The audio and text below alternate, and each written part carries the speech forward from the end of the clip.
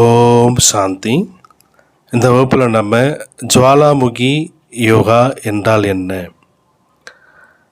அதாவது பாபா அடிக்கடி முரளியில் சொல்கிறார் இல்லையா, குழந்தைகளே உங்களுடைய நினைவு ஜுவாலா சுரூப நினைவாக இருக்க வேண்டுன்றார் பாபா. அதுபோல் நம்ம ஜுவாலா சுரூப நினைவை நம்ம எப்படி பண்ணுறது, அப்படி ஜுவாலா சுரூப நினைவுனா என்ன அர்த்தம், அதுக்கான ஆதாரம் என்ன, அது போன்ற நாம் யோக நிலையை அனுபவம் பண்ணுறதுனால நமக்கு என்னென்ன நன்மைகள் ஏற்படுகிறது, அதை பற்றியெல்லாம் இன்றைய இந்த வகுப்பில் நாம் விளக்கமாக பார்ப்போம். இப்போ ஜுவாலானா என்ன அர்த்தம் பாருங்கள். ஒரு விளக்கு நல்லா சுடர் விட்டு நல்லா கொழுந்து விட்டு எரியுது அப்படின்னா, அப்போ அந்த தீபத்தில் என்ன இருக்கும், நல்ல ஒரு ஒளி மற்றும் ஆற்றல் வெப்பம் நிறைஞ்சிருக்கும் இல்லையா. அந்த ஒரு தன்மையை தான் நம்ம என்ன சொல்கிறோன்னா ஜுவாலா என்று நாம் குறிக்கின்றோம். உதாரணத்துக்கு பாருங்கள், இப்போ எரிமலை இப்போ வெடித்து அதுலேருந்து நெருப்பு ஜுவாலா வருது அப்படின்னா, அப்போ அதில் என்ன இருக்கும், நல்ல பவர்ஃபுல் வெப்பம் இருக்கும், நல்ல ஆற்றல் நிறைஞ்சிருக்கும், அந்த ஒளியினுடைய தன்மை கூட நல்ல பிரகாசமாக இருக்கும் இல்லையா. அந்த மாதிரி பாபா என்ன சொல்கிறாருன்னா, குழந்தைகளே உங்களுடைய யோகா நல்லா பவர்ஃபுல்லாக இருக்கணுன்றார் பாபா. எப்படி ஒரு நெருப்பில் எந்த ஒரு பொருள் போட்டாலும் பார்த்தீங்கன்னா அதனுடைய பேர், உருவம், குணம் எல்லாமே மாறி போயிடுது. அந்த மாதிரி பாபா என்ன சொல்கிறா, குழந்தைகளே நீங்கள் பண்ணக்கூடிய யோகத்தின் மூலமாக உங்களுடைய பல ஜென்மத்தினுடைய சுபாவ சமஸ்காரங்கள், பாவ கர்மங்கள், இந்த சூத்திரத்தன்மை, ரஜோப்பிரதான நிலை எல்லாமே மாறி போயிடணுன்றார் பாபா. அந்த மாதிரி நீங்கள் பவர்ஃபுல்லாக சக்தி நிறைந்த யோகம் பண்ணுகின்றார். அந்த மாதிரி பவர்ஃபுல் யோகத்தை தான் பாபா என்ன சொல்கிறாருன்னா ஜுவாலாமுகி யோகா என்று கூறுகிறார். இந்த ஜுவாலாமுகி யோகத்துக்கு மேலும் கூட பாபா என்ன சொல்கிறாருன்னா, குழந்தைகளே உங்களுடைய yoga light house might house நிலை கொண்டதாக இருக்கணுன்றார். இந்த லைட் ஹவுஸ் மைட் ஹவுஸ் நிலையை கூட பாபா என்ன சொல்கிறாருன்னா ஜுவாலாமுகி யோகா என்று கூறுகிறார். அதாவது ஜுவாலா சுரூப நினைவு.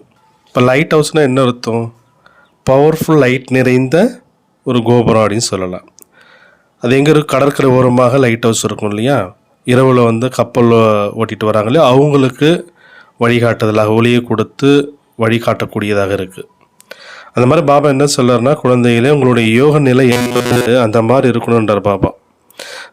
உங்களுடைய யோக நிலை என்பது அஞ்ஞானம், துக்கம், அசாந்தி இருக்கக்கூடிய ஆத்மாக்களுக்கு ஒரு நல்ல ஒரு வழிகாட்டக்கூடியதாக இருக்கணுன்றார் பாபா. மேலும் மைட் ஹவுஸாக இருக்கணுன்றார். மைட் ஹவுஸ்னு என்ன அர்த்தம், நல்ல சக்தி நிறைந்த ஒரு நிலை. நீங்கள் மற்றவங்களுக்கு ஒரு வழிகாட்டுதலாக மட்டும் இல்லாமல் மற்ற ஆத்மாக்களுக்கு சக்தி கொடுக்கக்கூடியவர்களாகவும் இருக்கணுன்றார் பாபா. அப்போ நம்மளுடைய யோக நிலை என்பது அது போன்று இருக்கணுன்றார். எப்படி நம்ம இப்போ பட்டி பண்ணுறோம், யோகா பட்டி பண்ணுறோம், 8 மணி நேரம் 4 மணி நேரம் மதுபல்ல இல்லை சென்டரில் பட்டி பண்ணுறோம். சில பேர் என்ன சொல்கிறாங்க, எனக்கு யோகாவும் வரலை, ஆனால் அந்த பட்டியில் கலந்துக்கும் போது நல்ல ஒரு யோகத்தினுடைய அனுபவம் எனக்கு ஏற்பட்டதுன்றாங்க.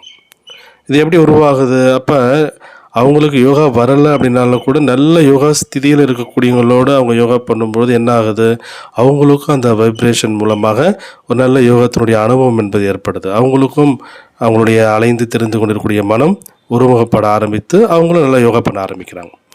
அந்த மாதிரி பாபா என்ன சொல்கிறாருன்னா, குழந்தைகளே உங்களுடைய யோகத்தினுடைய நிலை எப்படி இருக்கணுன்றார், லைட் ஹவுஸ் மைட் ஹவுஸாக இருக்கணுன்றார் பாபா. சில நேரத்தில் பாபா என்ன சொல்கிறாருன்னா, குழந்தைகளே உங்களுடைய நினைவு என்கின்ற அன்பினுடைய அக்னி, அன்பை பாபா என்ன சொல்கிறார், அக்னின்றார் பாபா. அதாவது பாபாவினுடைய அன்பில் மூழ்கிய நிலை, லவ்லின் ஸ்திதி சொல்கிறோம் இல்லையா, இந்த நிலையை பாபா என்ன சொல்கிறாருன்னா ஜுவாலா சுரூப நினைவு என்று கூறுகிறார். ஏன்னா இந்த மாதிரி நம்ம யோகா பண்ணும்போது பாபாவினுடைய அன்பில் மூழ்கிய ஸ்திதி இருக்கும்போது அனுபவம் செய்யும்போது அப்போ நமக்குள்ளே எவ்வளோ ஒரு ஆனந்தம், ஆழ்ந்த அமைதி, எல்லா சக்திகளுடைய அனுபவம்லாம் ஏற்படுது இல்லையா. அப்போ இந்த ஒரு நிலையை பாபா என்ன சொல்கிறாருன்னா ஜுவாலாமுகி யோகா என்று கூறுகிறார். சரி, நான் பண்ணக்கூடிய யோகா ஜுவாலாமுகி யோகா தானா, எப்படி நான் தெரிந்து கொள்வது? அப்போ நாம் யோகத்தில் நல்லா டீப்பாக யோகா பண்ணுறோம். அப்போ யோகத்தில் நமக்கு நல்ல ஆனந்த நிலை, பரமானந்த நிலை, ஆழ்ந்த அமைதி, நல்ல சக்தி நிறைந்த ஒரு தன்மை, இதெல்லாம் நமக்கு அனுபவம் ஆகுது அப்படின்னா அப்போ நம்ம பண்ணக்கூடிய யோகா ஜுவாலாமுகி யோகா என்று நாம் புரிந்து கொள்ளலாம். சரி, எல்லா நேரத்திலும் அது போன்று நம்ம யோகா பண்ண முடியுமா?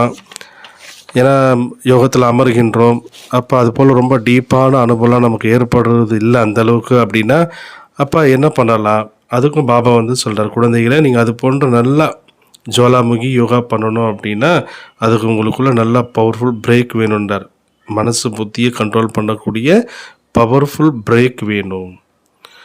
உங்களுடைய எண்ணங்கள் விஸ்தாரமாக செல்லாமல் அதை உள்ளடக்கக்கூடிய சக்தியை கொண்டதாக நீங்கள் ஆகணுன்றார் பாபா. ஏன்னா மனசு புத்தி ஒரு நிலையில் இல்லை அப்படின்னா அப்போ நிச்சயமாக இது போன்ற ஒரு ஆழ்ந்த யோகத்தினுடைய நிலையை வந்து நம்மளால் அனுபவம் செய்ய முடியாது. எண்ணங்கள் விஸ்தாரமாக ஓடிட்டே இருக்குது அப்படின்னாலும் கூட ஒரு ஆழ்ந்த ஒரு யோகத்தின் நிலையை நம்ம அனுபவம் செய்ய முடியாது. அதனால தான் பாபா என்ன சொல்கிறாருன்னா, மனசு புத்தி ரெண்டுக்கும் பவர்ஃபுல் பிரேக் வேணுன்றார். மேலும் எண்ணங்களை உள்ளடக்கக்கூடிய சக்தி வேணுன்றார். அதே போல் பாபா என்ன சொல்கிறாருன்னா, குழந்தைகளே நீங்கள் எந்த ஒரு காரியம் வேணாலும் செய்யுங்க, ஆனால் இடையிடையே உங்களுடைய எண்ணத்தினுடைய ஓட்டத்தை நீங்கள் நிறுத்துகின்றார். அதாவது நிர்சங்கல்ப நிலையை நீங்கள் அனுபவம் பண்ணுகின்றார்.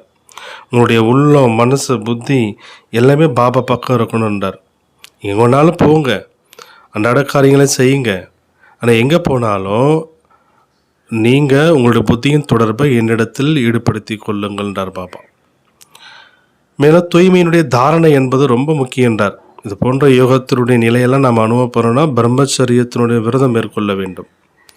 அந்த தூய்மையினுடைய முழுமையான தாரணை எப்போ இருக்கோ அப்போ தான் இது போன்ற ஒரு யோக நிலையெல்லாம் நம்ம அனுபவம் செய்ய முடியும். அப்போ தான் அந்த லவ்லின் ஸ்திதி, பாபாவினுடைய அன்பில் மூழ்கி போகக்கூடிய நிலையெல்லாம் அனுபவம் பண்ண முடியுன்றார் பாபா. இதை போன்ற நம்ம யோக நிலையை அனுபவம் பண்ணுறோம் இல்லையா, இந்த நிலையை தான் பக்தி மார்க்கத்தில் பார்த்தீங்கன்னா சங்கரனுடைய ரூபத்தில் வந்து காண்பிக்கப்பட்டிருக்கு. இப்போ தபஸ்வி ரூபமாக சங்கரனுடைய ரூபத்தை வந்து பக்தியில் வந்து காண்பித்திருக்கின்றார் அல்லவா. இது போன்று நாம் அனுபவம் செய்து, அதாவது ஜுவாலா சுரூப நினைவு செய்து நாம் வந்து அசுர சமஸ்காரங்களை பாவகர்மங்களை அழியக்கூடிய அந்த நிலையினுடைய ஞாபகார்த்த நினைவு சின்னத்தை தான் பாபா என்ன சொல்கிறாரு, சங்கரனுடைய ரூபன்றார் பாபா. ஏன்னா சங்கரனை வந்து எப்படி காண்பிக்கப்பட்டிருக்கு, அவர் தவம் செய்து செய்து நெற்றிக்கண்ணை திறப்பார். பிறகு அந்த நெற்றிக்கண்ணிலிருந்து நெருப்பு ஜுவாலா வந்து அசுரர்களை அடித்ததாக காண்பிக்கப்பட்டிருக்கு இல்லையா. அப்போ இது எதனுடைய அடையாள நினைவு சின்னன்றார் பாபா. குழந்தையிலே நீங்கள் இந்த போன்ற ஜுவாலாமுகி நினைவில் இருந்து கொண்டு, ஜுவாலா சுரூப நினைவில் இருந்து கொண்டு அந்த பாவ கர்மங்களை அசுரத்தன்மைகளை அழிக்கின்றீர்கள் அல்லவா. இதனுடைய ஞாபகார்த்த நினைவு சின்னம் தான் சங்கரனுடைய ரூபன்றார் பாபா.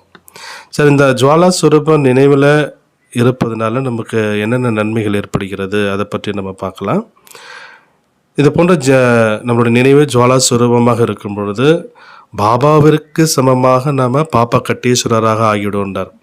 எப்படி பாபாவுக்கு வந்து நிறைய மகிமைகள் இருக்கிறது, அதில் ஒரு மகிமை என்ன, பாப்பா கட்டீஸ்வரர், அதாவது பாவங்களை போக்கக்கூடியவர்.